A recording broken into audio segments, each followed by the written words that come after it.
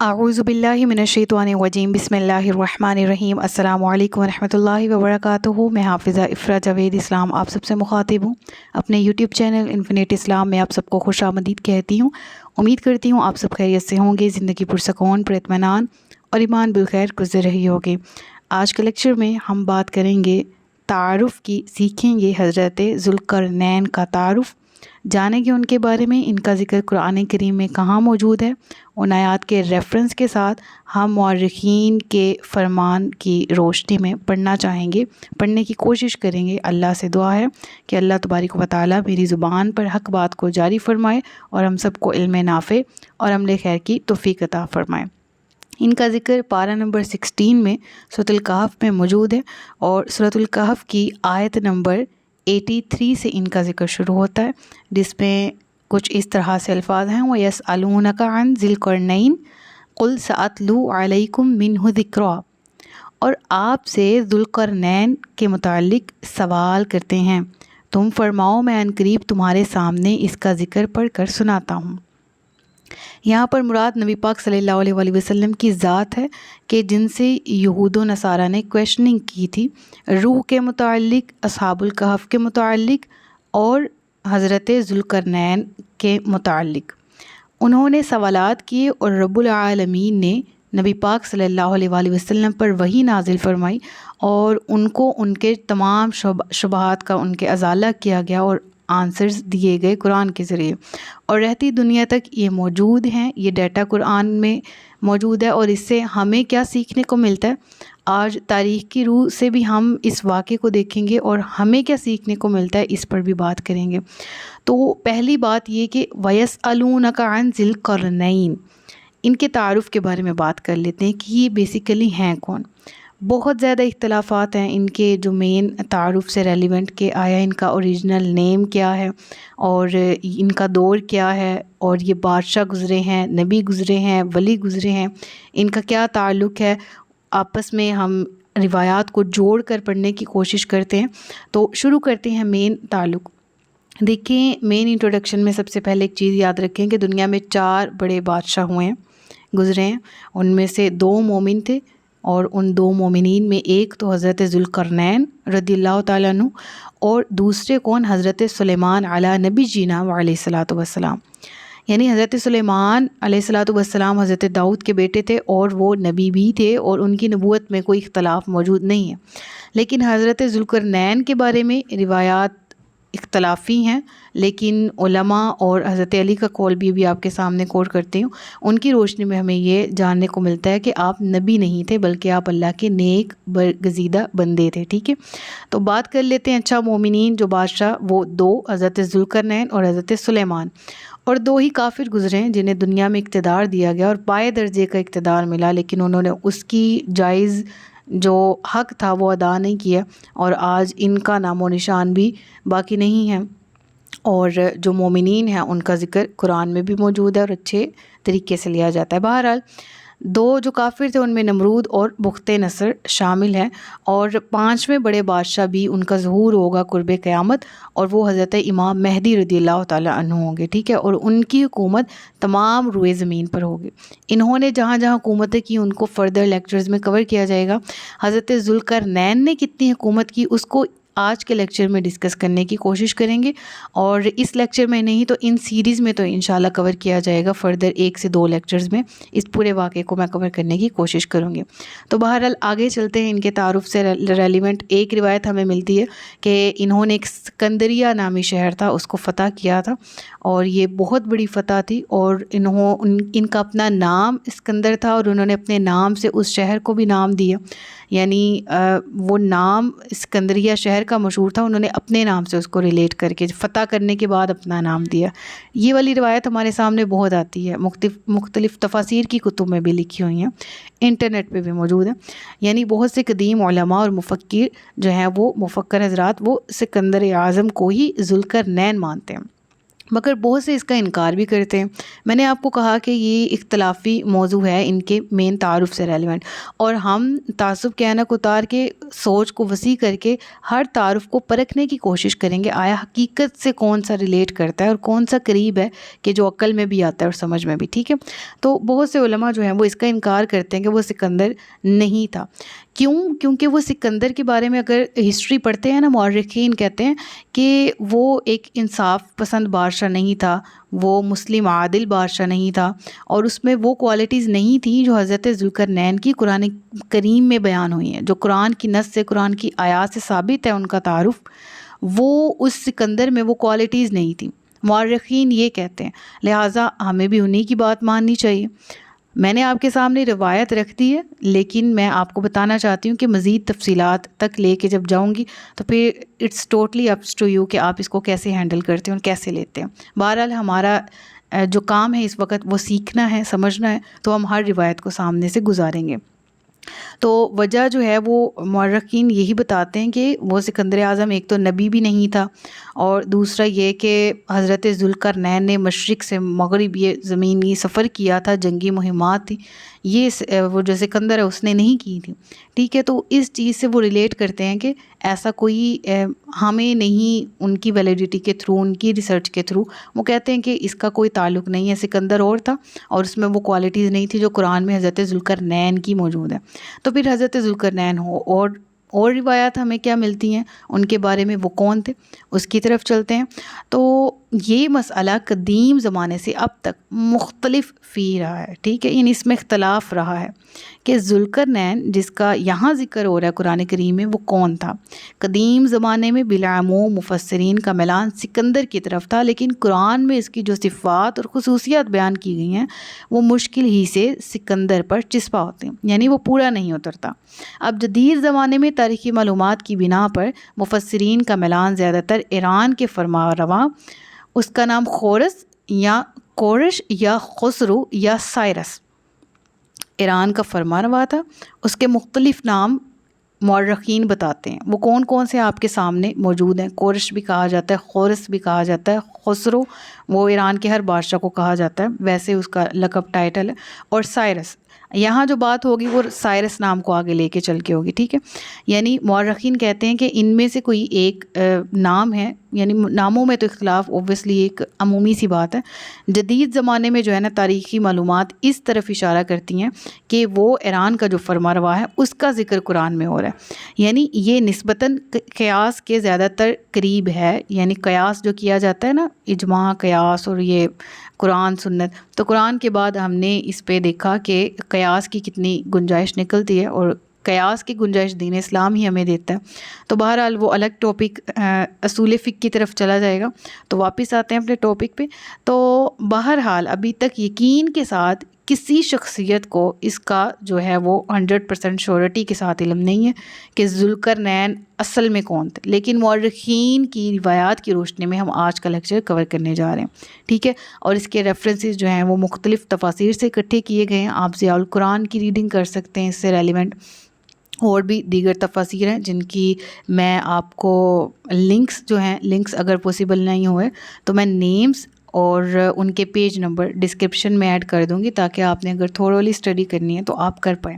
بہرحال آگے چلتے ہیں، اور حضرت ذوالقرنین رضی اللہ تعالیٰ عنہ کی نبوت کے بارے میں اختلاف ہے۔ حضرت علی کرم اللہ تعالیٰ وجہ الکریم نے فرمایا کہ وہ نہ نبی تھے اور نہ فرشتے تھے، کہ لوگوں میں باتیں مشہور ہیں وہ نبی تھے یا ان کو فرشتے سے کنسیڈر کیا جاتا ہے، ایسا نہیں ہے، بلکہ اللہ عز و جل سے محبت کرنے والے بندے تھے۔ اللہ نے انہیں اپنا محبوب بنایا، اور اسی محبت کی وجہ سے ان کا ذکر قرآن میں موجود ہے، اور ان کے کیا کارنامے تھے وہ بھی ہم انشاءاللہ سورۃ الکہف کی آیات کی روشنی میں ہی پڑھیں گے۔ بہرحال حضرت علی کے قول پر اکتفا کرتے ہوئے ہم بھی یہی پڑھیں گے کہ آپ ولی اللہ تھے، اللہ کے نیک اور پسندیدہ برگزیدہ بندے تھے، آپ نبی نہیں تھے۔ اس کے بعد بات کر لیتے ہیں، اور آیت کا پہلے باقی کا پچھلا حصہ پڑھ لیتے ہیں اور پھر اس کے ساتھ جوڑتے ہیں، انا کہ بے شک ہم نے مکنّا لہ فی الارض وآتیناہ من کل شیء سببا، کہ ہم نے اسے زمین میں اقتدار دیا اور اسے ہر چیز کا سامان عطا فرمایا۔ یعنی رب العالمین نے سب سے پہلے آیت نمبر 83 میں ہم نے پڑھا کہ ان سے نبی پاک صلی اللہ علیہ وسلم سے سوال کیا گیا، اور رب العالمین نے کہا کہ اے محبوب آپ انہیں پڑھ کر سنائیں، قرآن کریم سے پڑھ کر آپ انہیں قرآن کریم کی روشنی میں، آپ وحی کی روشنی میں انہیں حضرت ذوالقرنین کا تعارف بتائیں۔ اب وہ تعارف کیا ہے؟ اب وہ قرآن کی نص میں کیا موجود ہے کہ ہم نے انہیں ٹھکانہ دیا زمین میں۔ اب دیکھیں مکنّا وَلَقَدْ مَكَّنَّا، ہم نے حضرت یوسف علیہ الصلوۃ والسلام کے واقعے میں بھی پڑھا ہے، ٹھیک ہے، اور وہاں پر بھی میں نے یہ مکنّا لفظ کی ڈیٹیل بتائی ہے کہ اقتدار اعلیٰ کہتے کس کو ہیں، شریعت کی روح سے اور قانونیت کی روح سے اقتدار اعلیٰ کیا ہوتا ہے۔ حضرت یوسف علیہ الصلوۃ والسلام کہاں قیدی تھے، کہاں مصر کے بازاروں میں بکے، کہاں آپ ایک غلام کی حیثیت سے رہے، لیکن پھر جب اللہ نے قدرت دی، اقتدار دیا، تو ایسا دیا کہ احسن القصص کہا گیا ان کے واقعے کو قرآن میں، اور رہتی دنیا تک ان کا نام قائم دائم ہے، اور جو انہوں نے حکومت کی وہ بھی رہتی دنیا تک مثالی۔ بہرحال اس کی ڈیٹیل آپ سورہ یوسف اپلوڈیڈ ہے، وہاں سے سن لیجئے گا۔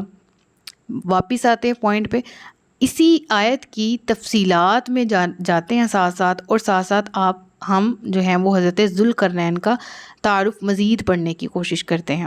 تو شروع کرتے ہیں، آگے چلتے ہیں کہ یہ اس دور کا ذکر ہے جب بخت نصر جو ہے وہ ہیکل سلیمانی کو برباد کر چکا تھا۔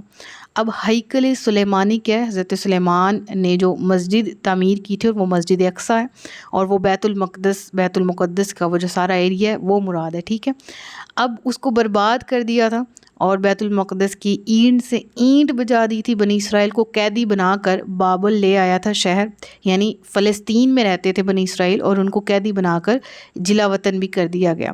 پھر اس کے بعد یہ وہ دور تھا، اور اس دور میں حضرت دانیال علیہ الصلوۃ والسلام بھی موجود تھے جو اللہ کے نبی ہیں، اور ان کا ذکر صراحتاً موجود نہیں ہے، اس وجہ سے ہم ان پر ڈیٹیل میں بات نہیں کریں گے، ضرورت پڑی تو الگ سے لیکچر ہم اس پر بھی کور کرنے کی کوشش کریں گے لیکچر کے ذریعے۔ بہرحال حضرت دانیال علیہ الصلوۃ والسلام بھی انہی قیدیوں میں موجود تھے، اور اس دوران آپ کو خواب میں بنی اسرائیل کی رہائی کی خوشخبری دی گئی، اور ان کے خواب کا ذکر بھی موجود ہے، تفاسیر کی کتب میں بھی ہے کہ آپ خود فرماتے ہیں کہ میں نے دیکھا، حضرت دانیال فرماتے ہیں اپنے خواب کے بارے میں، اور وہ کیا کہتے ہیں کہ میں نے دیکھا، آنکھ اٹھا کر نظر کی تو کیا دیکھتا ہوں کہ دریا کے پاس ایک مینڈا کھڑا ہے، اور جس کے 2 سینگ ہیں۔ اب سینگ کا تعلق کیا ہے؟ ذوالقرنین، قرن ایک سینگ کو ابھار کو کہتے ہیں نا، کوئی اٹھی ہوئی چیز کو، ٹھیک ہے، اور ذو والے، قرنین تثنیہ کا صیغہ لگ گیا تو 2 ابھار والے، یعنی اب ان کی جو جسمانی پرسنالٹی ہے نا، اس کے حوالے سے کہا جاتا ہے، جسمانی ساخت کے بارے میں، کہ آپ کے سر پر 2 چھوٹے چھوٹے ابھار تھے، جس کی وجہ سے آپ کا لقب ڈل چکا تھا ذوالقرنین۔ حقیقی طور پر مفسرین کہتے ہیں کہ وہ سائرس نامی بادشاہ تھا، جو کہ اللہ کا مطیع تھا، فرما بردار تھا، اور وہ ان تمام شرائط پر پورا اترتا ہے جو کہ قرآن میں یہاں پر موجود ہیں، اور اس پر ہم آگے مزید بحث بھی کرنے جا رہے ہیں۔ تو بہرحال اب معلوم ہوا کہ حضرت دانیال نے خواب میں وہ مینڈا دیکھا جس کے سر پر ابھار تھے، اور حقیقتاً بھی ایسا ہوا کہ اس کا ذکر ابھی ہم بالکل آگے جا کے پڑھتے ہیں، لیکن میں ریفرنس تھوڑا سا ایڈ کر دوں کہ یہ جو واقعہ میں نے آپ کے سامنے بیان کیا نا، کہ یہ وہ دور تھا جب بخت نصر نے ہیکل سلیمانی کو تباہ و برباد کر دیا تھا، تو اس کا ریفرنس جو ہے وہ کہاں ہے؟ اس کا ریفرنس جو ہے وہ ہم بنی اسرائیل میں ڈیٹیل میں پڑھ کے آ چکے ہیں، سورہ بنی اسرائیل، ٹھیک ہے، پارہ نمبر 15 ابتدا میں جب واقعہ معراج کا ذکر آتا ہے تو بالکل تھوڑا سا 2-3 آیات چھوڑ کے، غالباً 5ویں آیت یہاں پر ریفرنس بھی موجود ہے، اس میں ذکر ہے کہ پھر جب ان 2 مرتبہ میں سے پہلی بار کا وعدہ آیا تو ہم نے تم پر اپنے بندے بھیجے جو سخت لڑائی والے تھے، تو وہ شہروں کے اندر تمہاری تلاش کے لیے گھس گئے، اور یہ ایک وعدہ تھا جسے پورا ہونا تھا۔ تو اب معلوم ہوا ہے، اب سمجھ میں آ رہی ہے کہ یہ کون سا دور ہے۔ مفسرین کہتے ہیں کہ قرآن کریم کی اس آیت کی روشنی میں اگر دیکھا جائے تو یہ اسی دور کو ریلیٹ کرتا ہے کہ جب بخت نصر ان پر مسلط کر دیا گیا تھا، اور تب ہم نے ان آیات کی تفسیر میں بھی یہ بات پڑھی تھی، ابھی بھی حصول برکت کے لیے تھوڑا سا ریپیٹ کر لیتے ہیں کہ ان مسلط کیے جانے والے لشکروں میں جو بنی اسرائیل پر مسلط کیے گئے، ان کی اپنی سرکشی کی وجہ سے، یعنی بنی اسرائیل نے سرکشی کی تھی، فساد مچایا تھا زمین پہ، اس کی وجہ سے پھر ان کی پکڑ ہوئی تو سخت ہوئی، ان پہ ظالم بادشاہ، ظالم حکمران مسلط کر دیے گئے، ٹھیک ہے۔ تو انہوں نے جب وہ مسلط ہوئے ظالم بادشاہ، ظالم حکمران، انہوں نے کیا کیا؟ کیا, بنی اسرائیل کے علماء کو قتل کیا, توریت کو جلایا, مسجد اقصیٰ کو ویران کیا, ایون 70,000 افراد کو گرفتار کیا, اور ریفرنس آپ کے سامنے موجود ہے. ان مسلط کیے جانے والے جو لشکر تھے یہ کون سے تھے, اس بارے میں مختلف علماء نے رائے تو دی, لیکن علماء کیا کہتے ہیں کہ جو بدترین طریقے سے جنہوں نے بنی اسرائیل کو تہس نہس کر کے رکھ دیا اور دشمنی نبھائی وہ بخت نصر تھا, جس نے بنی اسرائیل کو حد درجے کا نقصان پہنچایا اور ان کے جو باعزت بابرکت مقامات تھے ان کی بھی لاج نہیں رکھی اور ان کو تہس نہس کیا. اور وہ شخص کون تھا؟ بخت نصر تھا. ٹھیک ہے, اور یہ آیات کا ریفرنس تھا وہ ایڈ ہو گیا. اب اسی واقعے کو آگے بڑھاتے ہیں. کہاں حضرت دانیال کے خواب کی بات ہو رہی تھی. انہوں نے خواب دیکھا کہ جب ان پر بہت وہ والے حالات تھے کہ بخت نصر جو ہے وہ مسلط ہے, اس نے جلا وطن کیا بنی اسرائیل کو لوگوں کو, اور آپ بھی ان قیدیوں میں موجود ہے جو کہ فلسطین سے بابل لے جائے گئے ہیں. ٹھیک ہے, بابل یا پروننسیشن اگر میں غلط کری تو بابل ہوگا.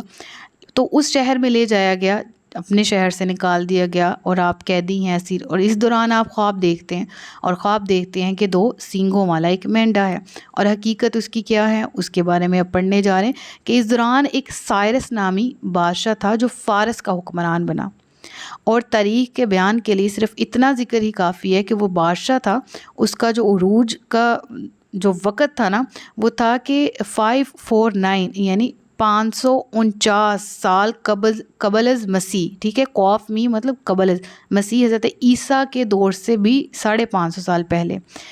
اس زمانے میں اس کا عروج کا دور تھا. ٹھیک ہے, اور اس نے چند سال کے عرصے میں میڈیا یعنی اس کا دوسرا نام جو ہے وہ الجبال بھی ہے, اور لیڈیا یعنی کہ ایشیائے کوچک کی سلطنتوں کو مسخر کرنے کے بعد 539 یعنی 539 قبل از مسیح میں بابل کو بھی فتح کیا, جس کے بعد کوئی طاقت اس کے راستے میں مزاحمت نہیں کریٹ کر سکی. یعنی وہی شہر جو کہ جس میں بنی اسرائیل مظلوم تھے, محکوم تھے, اس نے وہی شہر فتح کیے سائرس نامی بادشاہ نے. ٹھیک ہے, اور وہی بابل جہاں پر بنی اسرائیلیوں کو قیدی بنا کر لے جایا گیا, اور ہم نے آیت کے ریفرنس میں تفسیر میں پڑھا کہ تقریباً 70,000 تھے. اب وہ قیدی وہاں موجود ہیں. حضرت دانیال کا خواب بھی ہمیں جو ہے وہ تاریخ کی کتب میں ملتا ہے. اس کی تعبیر کو اگر اس سے ریلیٹ کریں تو یہاں تک آپ کو بات سمجھ میں آ جانی چاہیے, کسی بھی ٹائپ کی کنفیوژن نہیں ہونی چاہیے. ٹھیک ہے, اب وہ بابل نامی شہر اس کو بھی فتح کر لیتا ہے یہ شخص. اب یہ اتنا بہادر ہے کون؟ تاریخ کی کتب میں ملتا ہے کہ یہ وہ بادشاہ تھا, اسی کا لقب ذوالقرنین تھا کیونکہ اس کے سر پر 2 بار تھے. ٹھیک ہے, اور قرنین اور ذل یہ ساری ڈیٹیل آپ کو بتا دی میں نے. اس کی فتوحات کا سلسلہ سندھ اور سغد یعنی موجودہ ترکستان سے لے کر ایک طرف مصر اور لیبیا تک اور دوسری طرف تھریس اور مقدونیہ تک وسیع ہو گیا. یعنی یہ ساری لوکیشنز ہیں, سارے وہ علاقے ہیں بڑے بڑے جن کو اس نے اپنے اقتدار میں آتے ہی فتح کرنا شروع کر دیا, جو کہ ظالم بادشاہوں کی جو ان علاقوں پر مسلط تھے ان سے اس نے یہ علاقے چھینے اور فتح کیے. ٹھیک ہے, اور یہاں تک کہ مشرق اور مغرب تو دور کی بات, شمال میں بھی اس کی سلطنت جو ہے وہ خوب دور دور تک پھیل گئی. خوارزم کے علاقے تک اس نے فتح کر لیے, اور عملاً اس وقت کی پوری مذہبی دنیا میں تمام کے تمام لوگ اس کے تابع اور فرما بردار تھے. ٹھیک ہے, تو یہ اس کا تعارف. اب تک آپ کو یہاں تک کوئی کنفیوژن ہے؟ اگر میں ریلیٹ کرنے میں اگر سمجھا پانے میں آپ کو صحیح سے سمجھا نہیں پائی تو بی فرینک بی فریلی مجھے آپ نے کمنٹس میں بتا دینا, میں اس کو ریوائز کروانے کی یا اور انداز سے بتانے کی کوشش کروں گی. ٹھیک ہے, اس کے بعد اس سے آگے چلتے ہیں کہ اب تاریخ کی کتب میں ملتا ہے کہ جو فارس کے بادشاہ تھے نا وہ بنی اسرائیل کے انبیاء سے بڑی عقیدت رکھتے تھے, بڑی محبت رکھتے تھے. تو جب اس نے بابل شہر فتح کیا تو اب یاد رکھیں یہاں پر وہی ہیں جو بنی اسرائیلی مظلوم محکوم وہاں جا کے قیدی ہو گئے. اب اس نے جب وہ شہر فتح کیا تو بنی اسرائیل کی جو اسیری ہے یعنی ان کا جو قیدی ہونا ہے اور جلا وطنی اس کے دن ختم ہو گئے. اور اس نے کیا کیا کہ انہیں فلسطین واپس جانے اور مسجد اقصیٰ کو دوبارہ تعمیر کرنے کی پرمیشن بھی دے دی. یعنی ایسا عادل حکمران تھا, ایسا اور مسلم حکمران تھا کہ اس نے کیا کیا کہ فلسطینیوں کو وہاں سے آزاد کرایا بابل نامی شہر سے، اور واپس اپنے ملک اپنے وطن بھیجنے کی ساری تغودوں کی اہتمام کیے، اور انہیں کہا کہ وہاں جا کے مسجد اقصیٰ کو دوبارہ سے آباد کریں اور ریکنسٹرکٹ کریں، ٹھیک ہے۔ تو بخت نصر نے جو خزانے بنی اسرائیل کے لوٹے تھے تو اور انہیں اپنی ملکیت میں لے لیا تھا، تو اس نے جب وہ سارے شہر فتح کیے تو اس نے حکم دیا کہ وہ تمام کے تمام خزانے نکال لیے جائے اور بنی اسرائیل کو واپس کر دیے جائیں، اور وہ خزانے جو بیت المقدس کے تھے وہ بھی بیت المقدس میں دوبارہ رکھ دیے جائیں اور اسی پر لگائے جائیں، ٹھیک ہے۔ تو یہ مختصر سا ذکر تھا جس کو میں نے اس آیت میں کور کرنے کی کوشش کی ہے کہ رب فرما رہا ہے انا مکننا لہ فی الارض وآتیناہ من کل شیء سببا، کہ ہم نے اسے زمین میں اقتدار دیا اور اسے ہر چیز کا سامان عطا فرمایا۔ تو امید کرتی ہوں آپ کو یہاں تک واقعے کی سمجھ آ گئی ہوگی، چونکہ ہم نے قرآن آیات کی تلاوت بھی کی ہے تو اس حوالے سے پڑھ لیتے ہیں۔ صدق اللہ العلی العظیم و صدق رسولہ النبی الکریم، سچ فرمایا اللہ نے جو عظمت والا ہے۔ آج کے اس لیکچر میں نے کوشش کی ہے ان کے تعارف کو کور کرنے کی اور ان کی فتوحات کو کور کرنے کی۔ انشاءاللہ مزید آیات کے ساتھ میں تاریخی کتب کے جو حوالہ جات ہیں اور ان میں کیا کچھ موجود ہے اس کو جوڑ کر ہم مزید پڑھنے کی کوشش کریں گے آئندہ آنے والے لیکچرز میں۔ اب تک ان 2 آیات میں اور اس کے علاوہ جو یہاں پر تاریخی کتب سے جو ریفرنسز لیے گئے ان کے حوالے سے کوئی کنفیوژن ہے تو آپ پوچھ لیجئے گا، اور یہ میرے سوشل میڈیا لنکس ہیں، ان کے تھرو بھی آپ مجھ سے رابطہ کر سکتے ہیں۔ اپنا بہت سا خیال رکھیے گا، ملتے ہیں نیکسٹ لیکچر میں نیکسٹ انفارمیشن کے ساتھ۔ اللہ تبارک و تعالی ہم سے ہمارے یہ اعمال قبول کرے، علم نافع اور عمل خیر کی توفیق عطا فرمائے۔